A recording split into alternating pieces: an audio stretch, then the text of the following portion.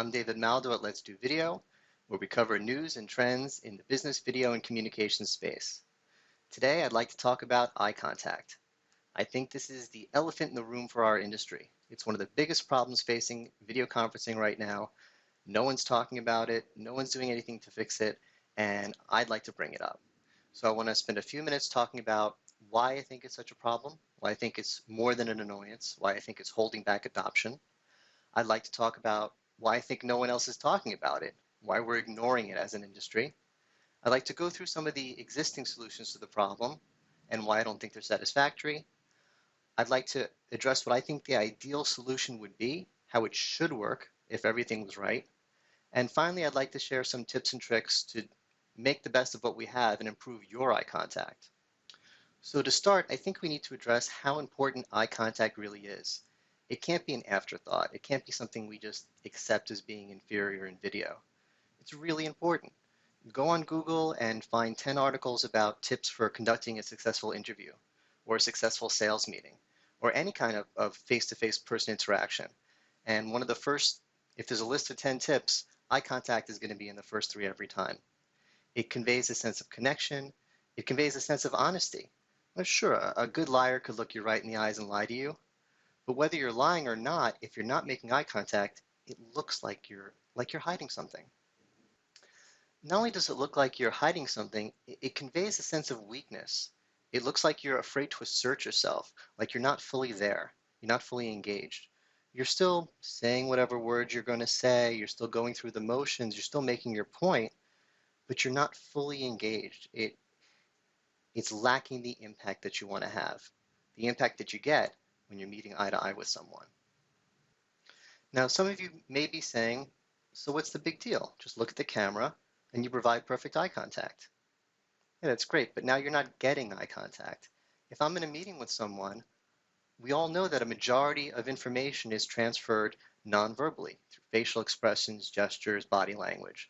I want to catch all that. That's why I'm doing a video meeting. I'm not holding a video meeting just to present myself effectively, just so I can give eye contact by looking at the camera.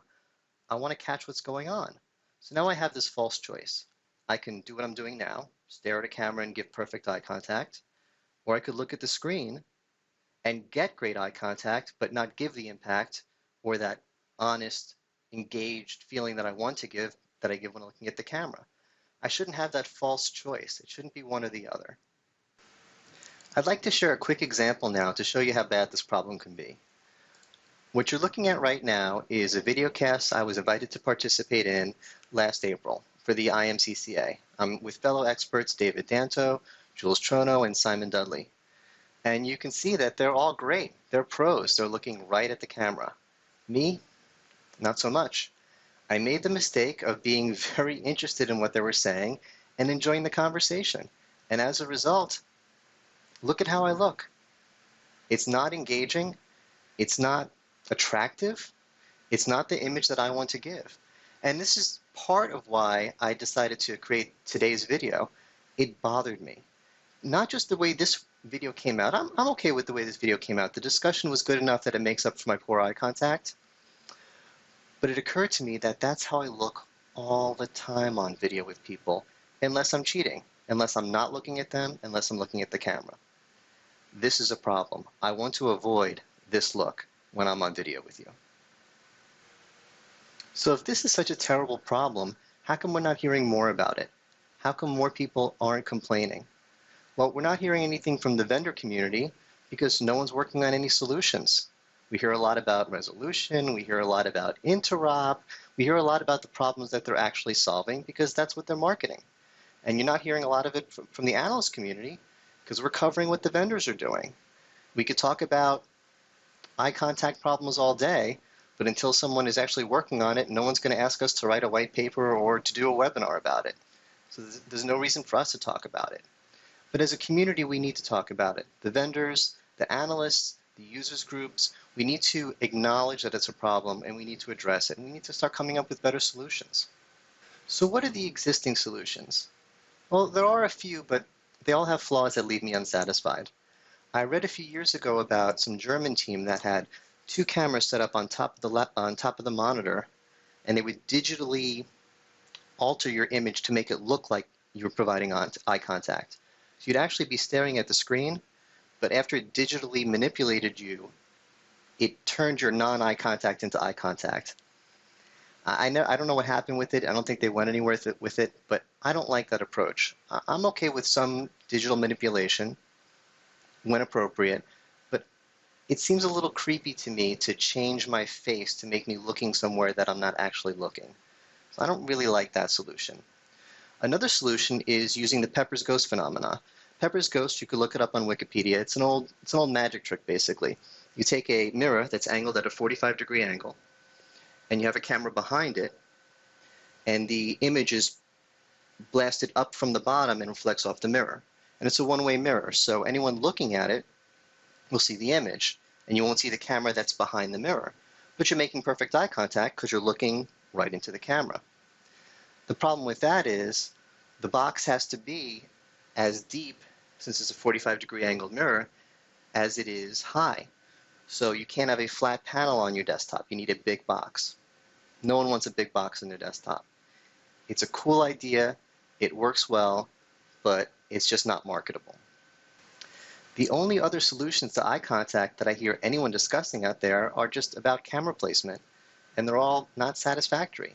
You put the camera really close to the top of the monitor. Well, you're still looking under it if you're looking at the monitor. Some solutions put the camera between a two-monitor solution. All right, then you're looking a little bit to the left or a little bit to the right. You're still not going to get eye contact unless you're looking directly at the camera, no matter how well you place it. It all goes back to the Mona Lisa effect. We all know that, we learned as kids that if you go to the Louvre, you go to France, and you see the Mona Lisa, anywhere you walk in the room, she's looking right at you. Well, that's because Da Vinci painted her looking into the camera. And the same thing's happening right now. I'm looking at the camera. Wherever you go in your office or wherever you're watching this, you start moving around, I'm still looking right into your eyes. That's the Mona Lisa effect. And it is the cause of all of our problems, because we know that we're not going to have good eye contact wherever we put the camera unless we're looking at it.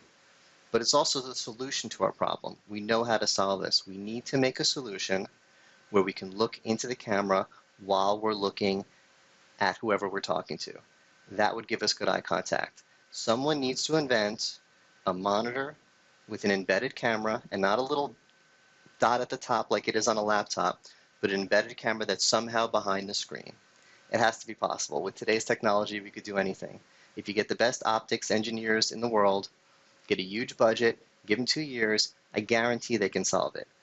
If I was at one of the big camera companies or one of the big monitor companies, I would be pushing for this as an analyst, I'm pushing for it. We need it.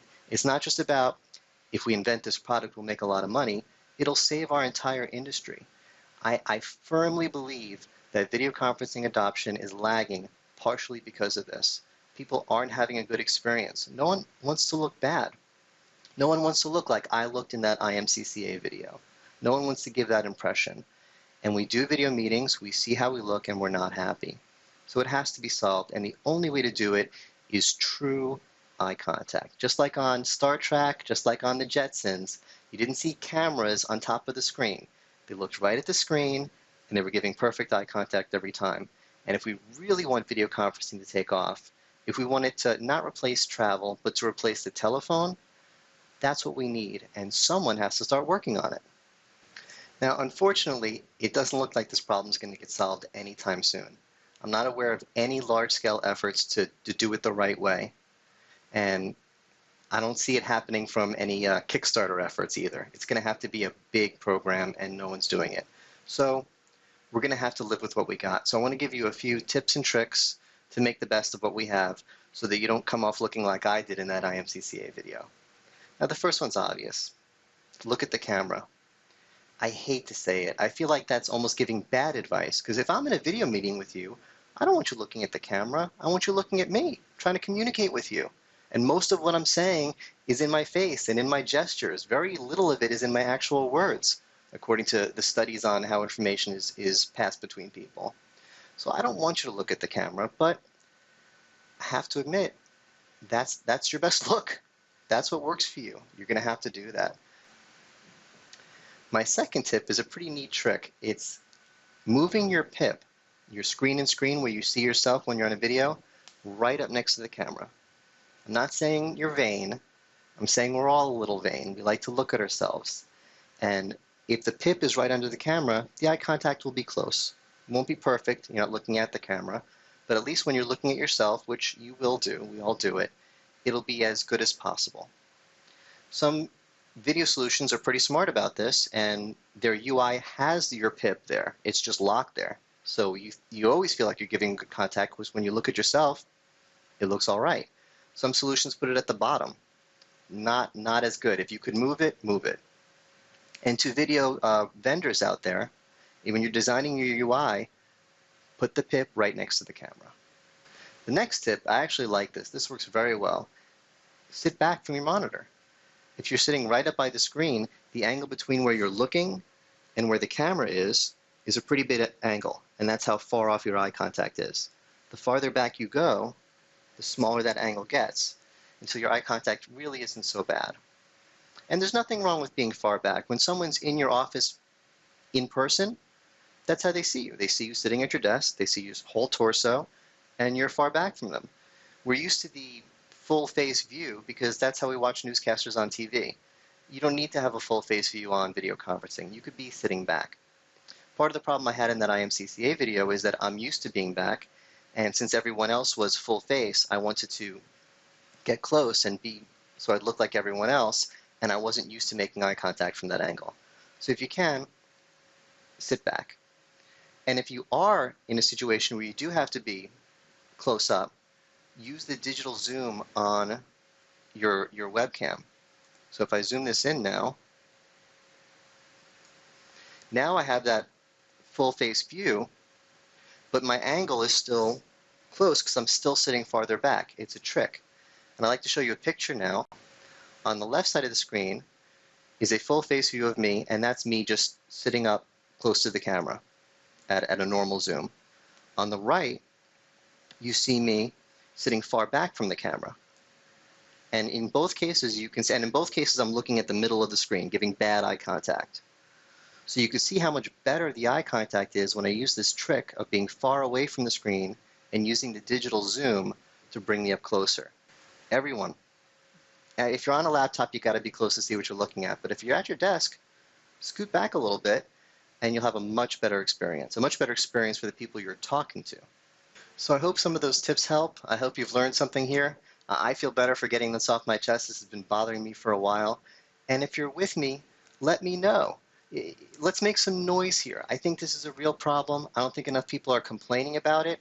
I think the video industry is just kind of pretending it's not there. It's not my problem. I don't see it. Someone else will fix it. Let's make some noise. Share this video, comment on it, tweet about it, start complaining about it. Let's get something done here. We really need to fix this.